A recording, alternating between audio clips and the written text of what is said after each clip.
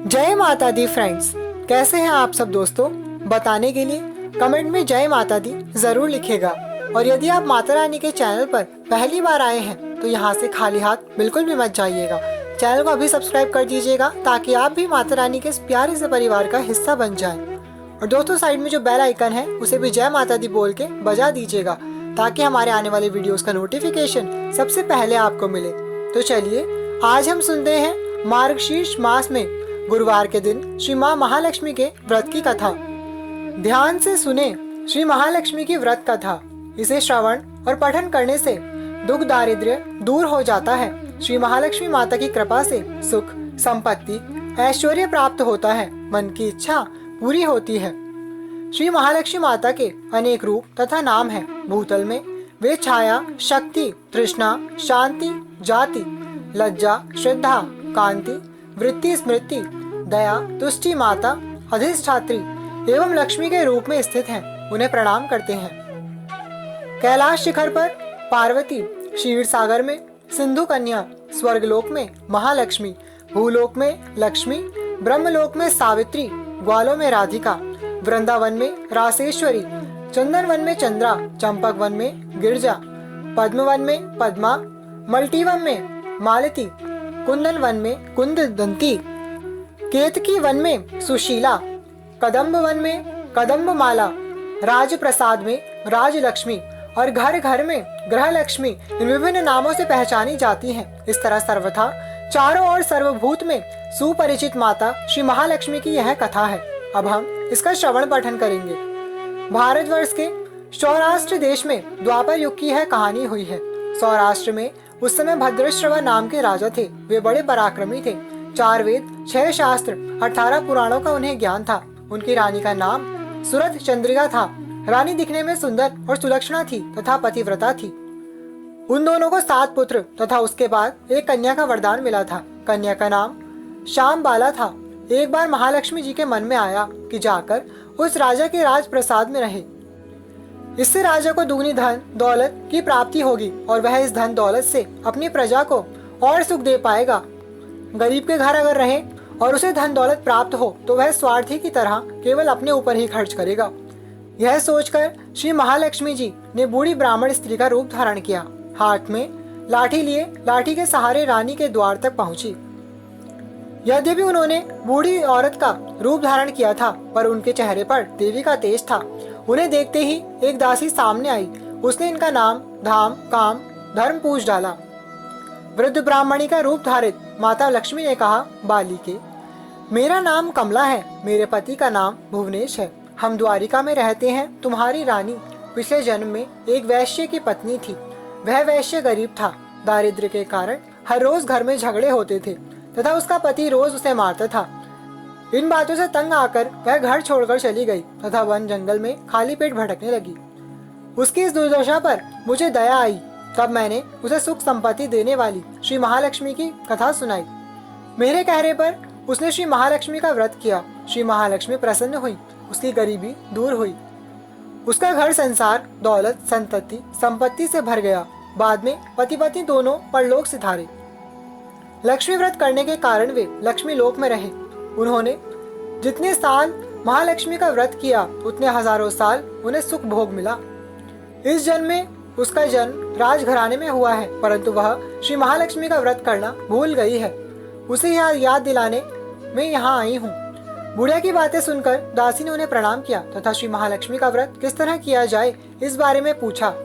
बुढ़िया रूप धारण किए हुए श्री महालक्ष्मी माता ने दासी को पूजा की विधि तथा महिमा बताई। इसके बाद वह दासी माता को प्रणाम कर रानी को बताने अंदर चली गई।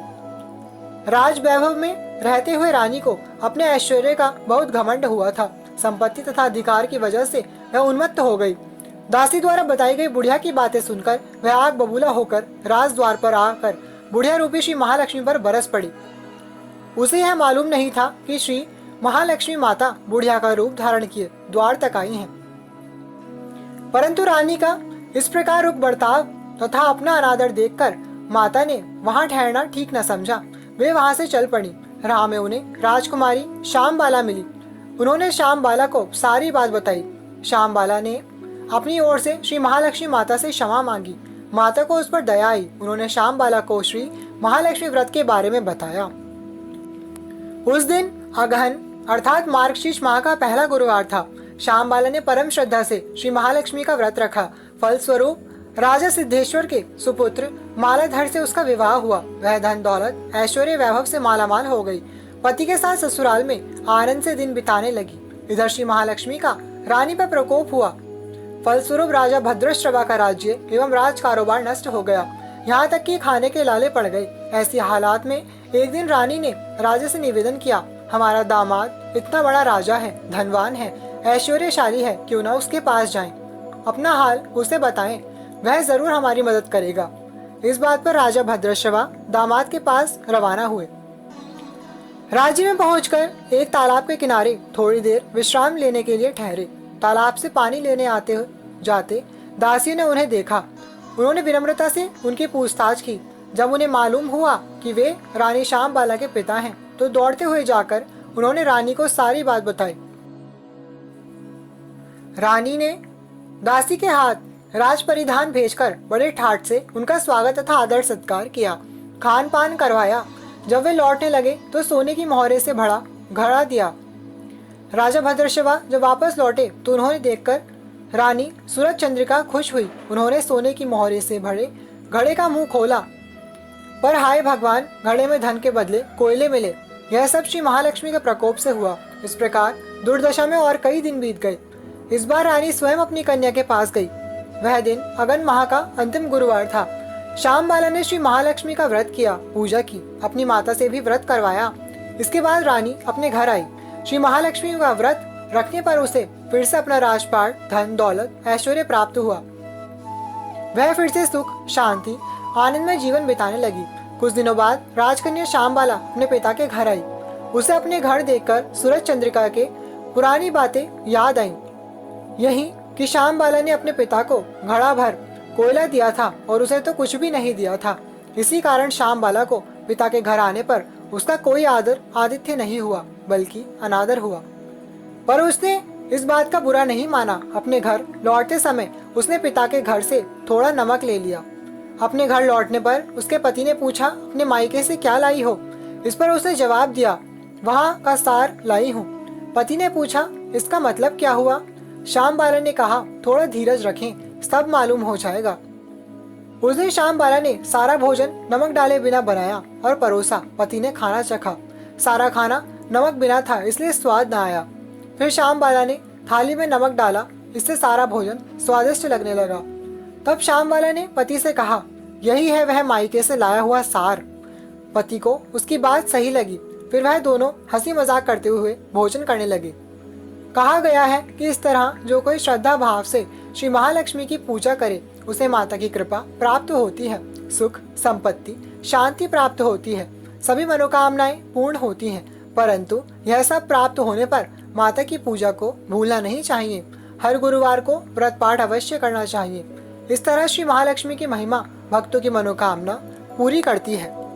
बोलिए महालक्ष्मी माता की जय। दोस्तों, इसी के साथ माँ महालक्ष्मी के गुरुवार व्रत की कथा संपूर्ण होती है। अगर आप इस व्रत की विधि डिटेल में जानना चाहते हैं तो उस वीडियो का लिंक हम आपको डिस्क्रिप्शन बॉक्स में दे देंगे। लेकिन वीडियो को लाइक किए बिना बिल्कुल भी मत जाइएगा। हमने आपको कथा सुनाई है, इसके बदले आप हमारी वीडियो को जरूर लाइक कीजिए। और अगर आप हमारे माता रानी के इस प्यारे से परिवार का हिस्सा बनना चाहते हैं तो चैनल को जरूर सब्सक्राइब कर दीजिएगा। नीचे जो लाल रंग का सब्सक्राइब का बटन है उसे क्लिक कीजिएगा और साइड पे जो घंटी है उसे भी जय माता दी बोलकर बजा दीजिएगा, ताकि हम जब भी आपके लिए कोई भी उपयोगी वीडियो लाएं तो सबसे पहले आपको पता चल जाए। दोस्तों, ये कथा दूसरों को भी सुनाइएगा, वीडियो सबसे शेयर कीजिएगा और हमसे जुड़े रहिएगा। अब मिलेंगे अगली वीडियो में, तब तक के लिए thank you all, love you all, जय माता दी।